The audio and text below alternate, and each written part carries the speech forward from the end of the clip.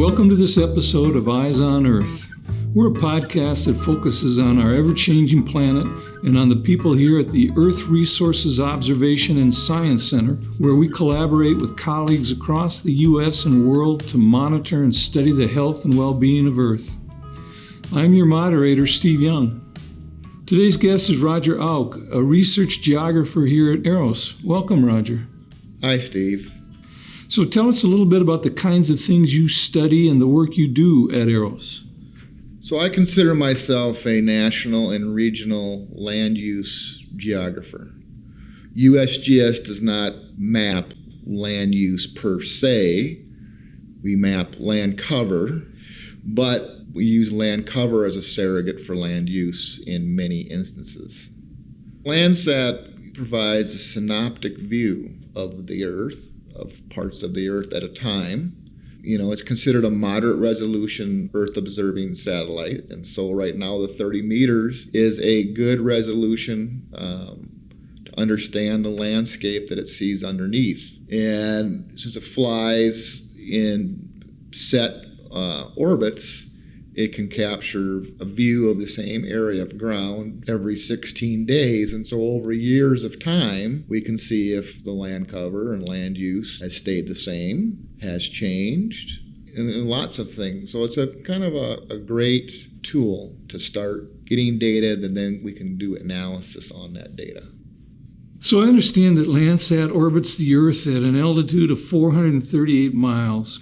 How is it possible to look at Landsat images of the same piece of ground over the decades from that height and tell what the changes have been? I mean, how do we do that?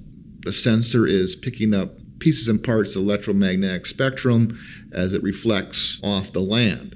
We can then use those values to understand what that is. So water absorbs most of the visible light, and so it tends to have a very low, say in the near infrared, a very low reading. So you can say, oh, that's water. Whereas this reading, well, that tends to be evergreen trees. Or this particular reading tends to be asphalt or pavement. And so even though it's 400 plus miles in space, we can get those readings that the sensor is capturing from the Earth and make something such as land cover maps from that. And then we can take those land cover maps and do analysis of it and see trends of changes or the leading types of changes or the rates of change and things like that.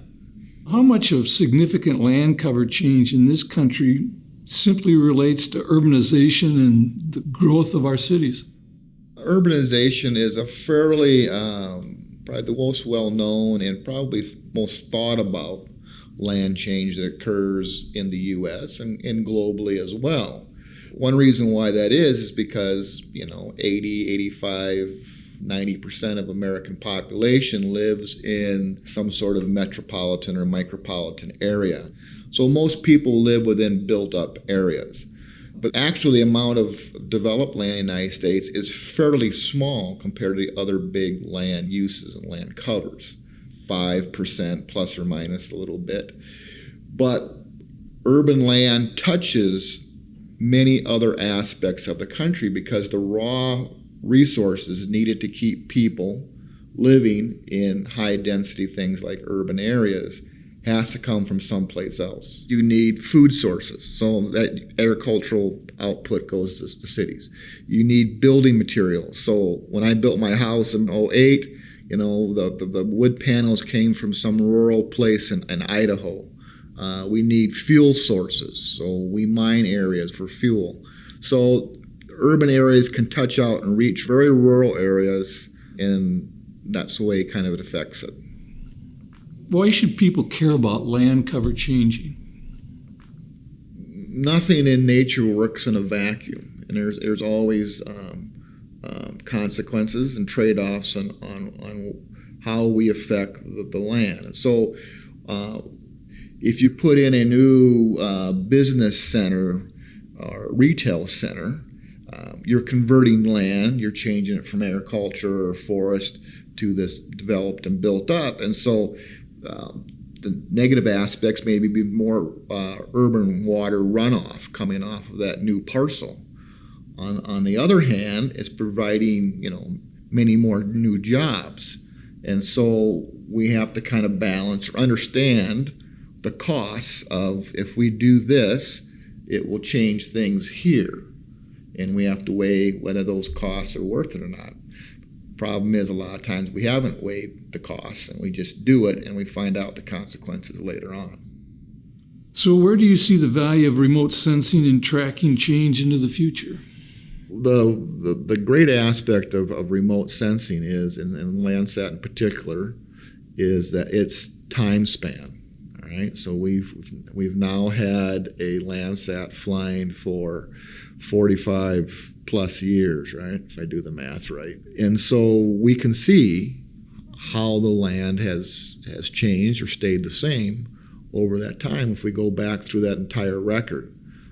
I personally think the MSS holdings that we have here, which was from the first couple of Landsats, may be some of our most valuable data because that establishes a baseline. Of course, there was change happening before 1972, but that baseline, then it gives us the ability to look forward. And that's one reason why it's important to keep satellites like Landsat going, because then we can increase the temporal span and change processes that may take longer than 30 years. We can start seeing, whereas if we just have 10 years of observations, we may not see or understand those kind of change processes. Is the American landscape as a whole much different today than when the first Landsat launched in 1972? So it depends on what kind of accounting method that you use. So the U.S. land use system is a fairly mature system, and we kind of know what uses fit the best now, some through some painful trial and error. And so for kind of a general land cover accounting, especially if you have only maybe 10 classes, it hasn't changed that much. It's the more complex aspect within those measurements. So we'll take an example of the Southeast. It's one of the biggest industrial forests in the world. And so much of the forest in the Southeast is fairly young. There are very little we consider old growth forest in the South. The amount of forest may have not changed much, but it may be much younger than it was in 1972, or it may be growing older than that. And so also we don't see the aspects of intensity.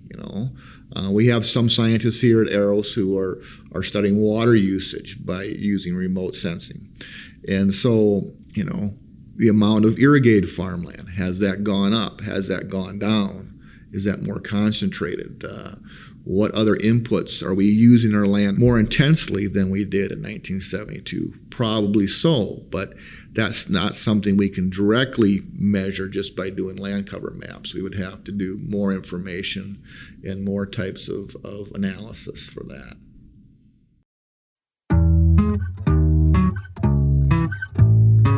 We've been talking to Roger Auch about land cover change, and his work here at EROS. It's been a fascinating conversation, Roger. Thank you. Thank you very much. We hope you come back for the next episode of Eyes on Earth. Thanks for joining us. This podcast is a product of the U.S. Geological Survey, Department of the Interior.